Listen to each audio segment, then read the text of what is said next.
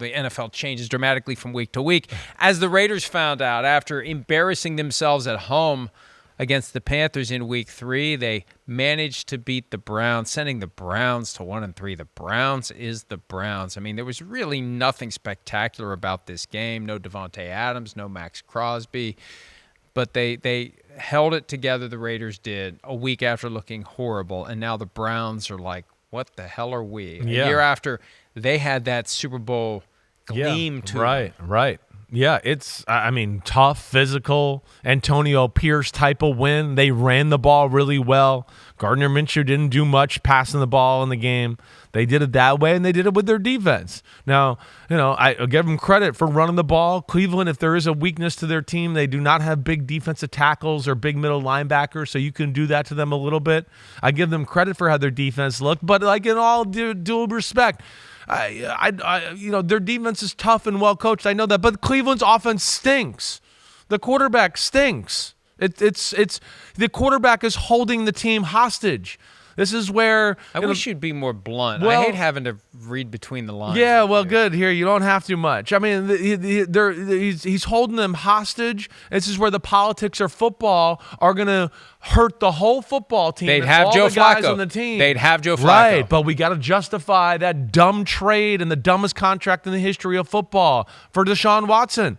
So they're going to continue to let this go with below-average quarterback play. If anybody had played like Deshaun Watson last year or this year, they'd be benched already. They'd be benched. That's the plain and simple fact of the matter. What's the biggest problem you see with him? To me, no feel, right? Doesn't see the field that well. His throwing's not elite. There's nothing positive to jump on it anywhere. Their offense is not great. I get that. I understand that. But there's still... The offense is called, like I would tell you, like they still don't trust him to just let it fly and go through him. And this is a team we know that can't run the ball with injuries on the O-line. Chubb's not there. We got a $45 million a year quarterback, right? Who doesn't want designed runs? Who doesn't want to do that, Who's which is a bunch of crap terms. too, Yeah. right? So, yeah, I mean, that to me is the big story of this one, and the fact that Cleveland, with all that talent, is sitting here at 1-3 and some of the worst quarterback play in football from their football team. I think they'd get out of it if they could. I think he'd get out of it if he could. Maybe. You get to the point where you have the golden handcuffs. Yeah. And $92 million after this year is still owed to him, fully guaranteed.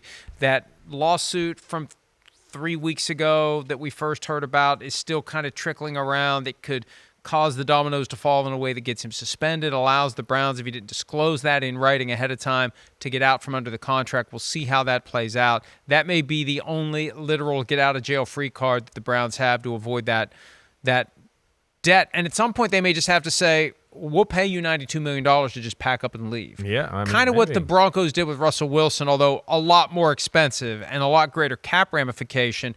At some point, you just need to move on. At some point, you just need to call it. Because what's your choice? You either pay him to leave or you pay him to be on the bench and just kind of continue to hover over the team. That's not good for anybody. No, definitely not. It's amazing how far he's fallen since 2020. I know I'm harsh right now. I get that. But I've tried hard to give every benefit of the doubt. I have. I really have. I mean, 2 years ago, I thought it would turn around.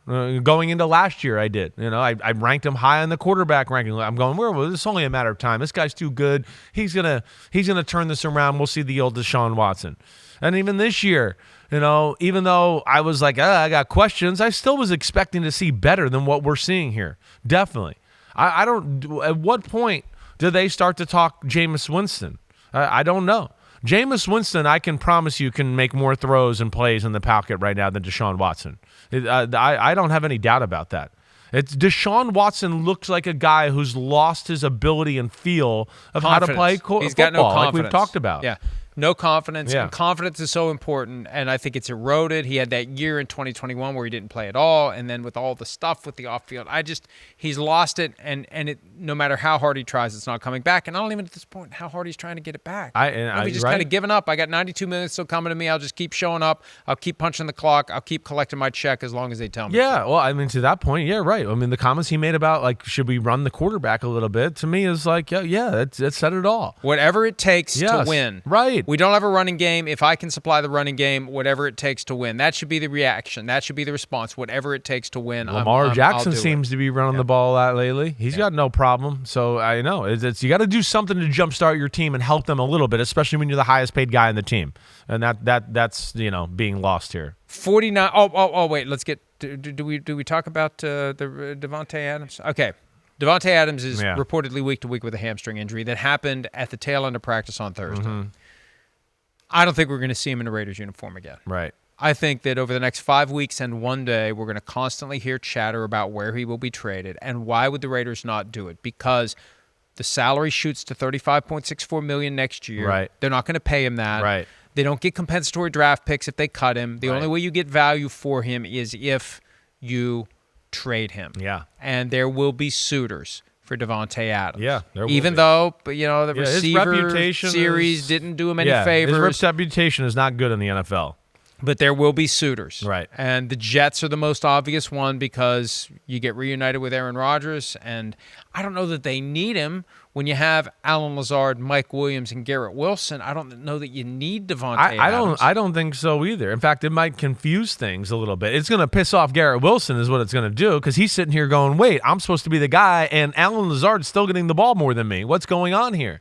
So I don't know either. And how much do they want to leverage on the future to trade for him and do all that too?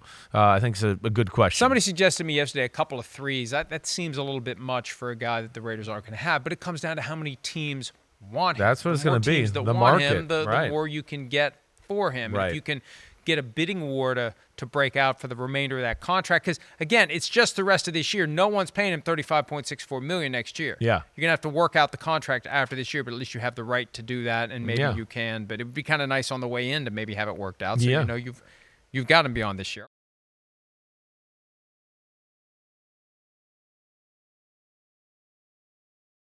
Hi, it's Mike Florio. Thanks for watching PFT on YouTube. Hit subscribe for the latest news and analysis from Pro Football Talk.